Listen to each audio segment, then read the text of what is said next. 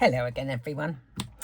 Next week, my granddaughter Daisy will do her last A-level exam. So I thought I would send her a little card. Keep her going until the results come out, which is not until August. So what I thought I would do is use this art impression stamp of a bird, absolutely flat out.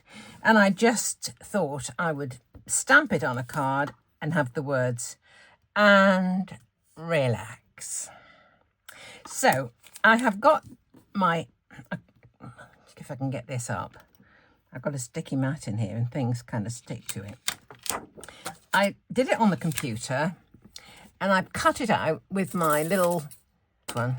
It's a Craft Addiction nesting die, which just fits British sizes. Cut that out for the front panel, and I thought all I would do is just stamp the bird on here and just gently colour it, and that's going to be it. Clean and simple.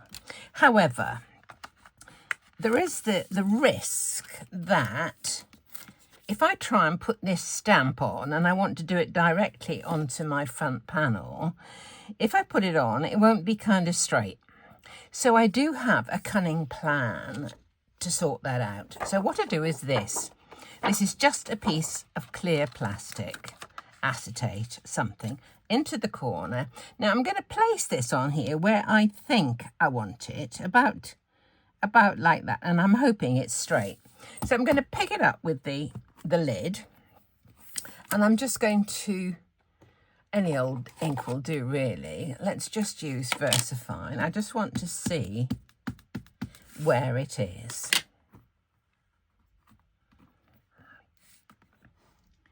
Do I want it a bit lower than that? No, I think that's probably okay, actually. It's about central. So I know that's in the right place now. So all I do is pick up the plastic. So when I stamp this time, it'll be on the card and in the right place. I think what I'll do is just add a little bit of clear embossing powder over the image, just to ensure that if I go over the feet there, the only thing I'm going to be doing is a bit of light shading, and a bit of light shading, if I go over the lines, will smudge it. So I will use a bit of clear embossing powder once I've stamped it. Get that ready here. So that's there. So here we go. I don't know if I've done that again. Can't remember. And we will stamp. Just leave a moment for the ink to transfer nicely. And that's fine. So that's going to be dunked straight away into my embossing powder. There we go. It's quite a good trick though, really. If you want to position something that's going to be directly onto something that's already cut out, you can, use a little cunning plan. Right, I'm just going to heat set this.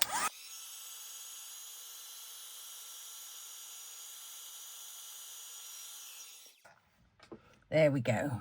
Right. Now, a little grey, just to shade some of the feathers. I want to do it very similar to that, actually. And I don't know if you can see this one. It's got some shadows put on the floor. I don't know where the light would be coming from to make them like that. But it's kind of very rough. It goes over the edges.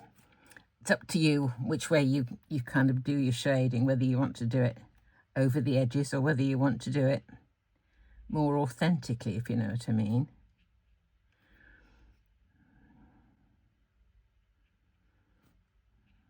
I will be putting a little bit of something, a bit of grounding. Somebody was asking me the other day about the grounding, and I use these little stamps. They're just background, stamps really, but they're from Stamplorations.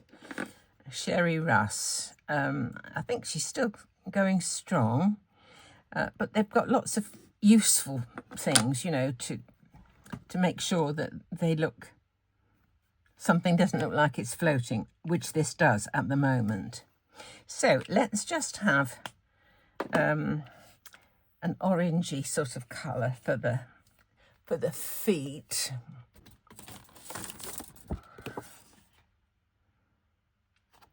Quite like this one, R070. Here it is. I will just try it on a piece of... Ooh, very bold. I might put a bit of something darker on as well.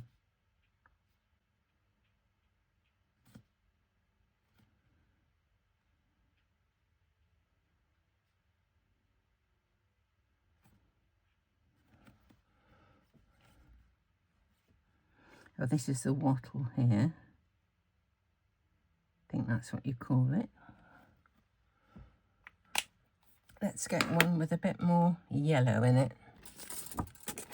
That was R070.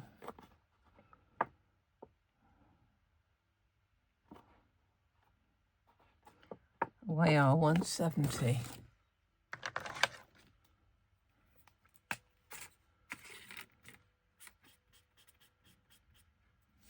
No, don't like that. I want something more mustardy. YR250.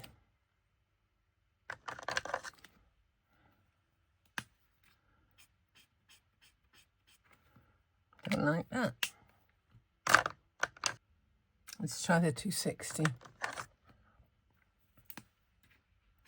That's better. Okay.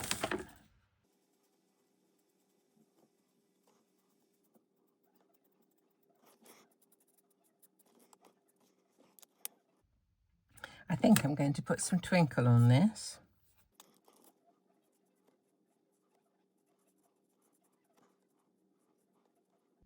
Okay, that's that done. Now, I'd like to do a little bit of grounding, and I think I'll use one of these stamps, but I don't want it to go onto this image. So what I'll do a quick mask, and that will protect it. If you don't have masking sheets, these ones happen to be from Inkadink. I've got some sticks to anything ones as well. If you don't have those, you can always use a post-it note. And you can get post-it notes that have got the sticky part much further down. But if you use one like this, try and stamp it where a bit of that sticky is still, you know, obvious. I'll use one of these for now instead of using the masking, because people may have that, whereas they may not have the masking paper. So my stamp is still in my platform. I'll pop it onto a block and we'll just add some more ink. Now I'm going to stamp it, as I said, onto the bit that's got the sticky on it. It's mainly the bottom. Oh, what has she done? She's done it on the rabbit on the other end. Silly woman. Okay. So now it's mainly the bottom part that I want the shading on. So I'm just going to cut it out, the bottom part.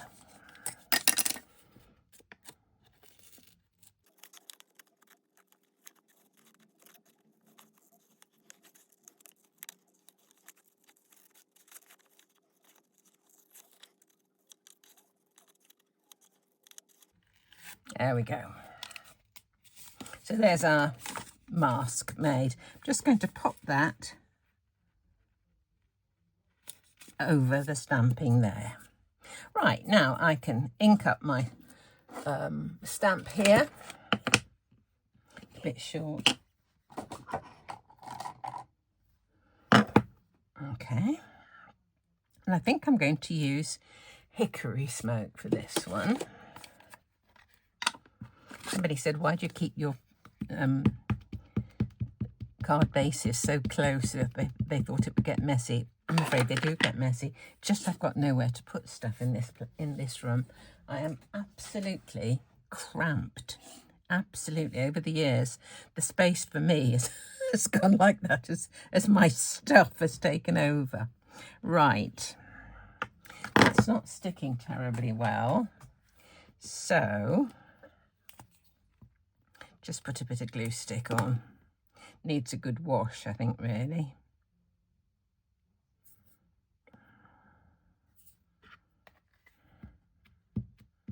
Hopefully that will hold it.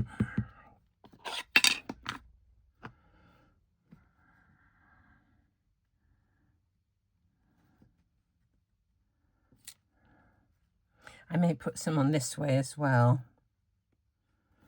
Let's put this one on, just under there.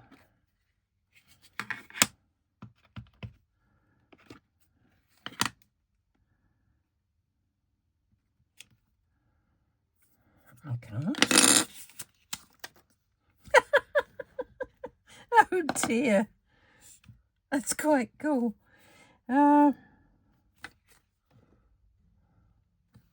There's a bit of a blob there.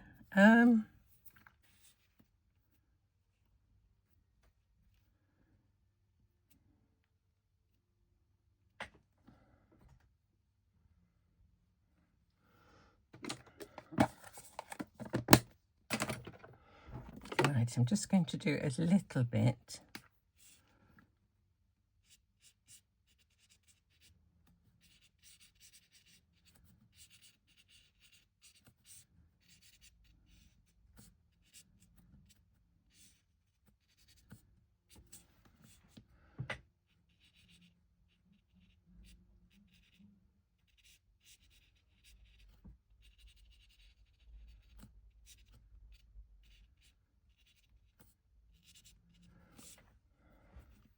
There we go.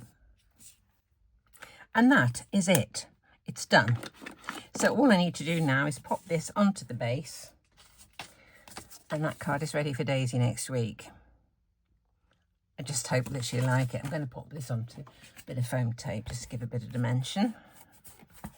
See why you use a panel, can't you, for a front when you're using alcohol markers?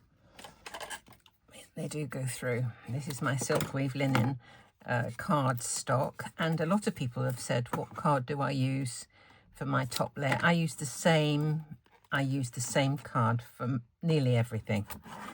It's not often I change the card, and I use this silk weave linen from Santiago for just about everything. I don't like to buy ready-made cards and envelopes, because if I'm going to add anything to a card, like a die cut or something like that, or panel, whatever, I like it to be in the same card stock, and to have to, you know, cannibalize another card to get a panel for one just seems like a bit of a waste to me. So I just make all my cards from sheets of A4, whatever size I make comes from a sheet of A4, British A4. So this is going to go on the front. I'm going to send her mother, Daisy's mother, my daughter, I'm going to send her a bottle of gin for having to cope with all the drama. Oh dear. So I hope you found that useful.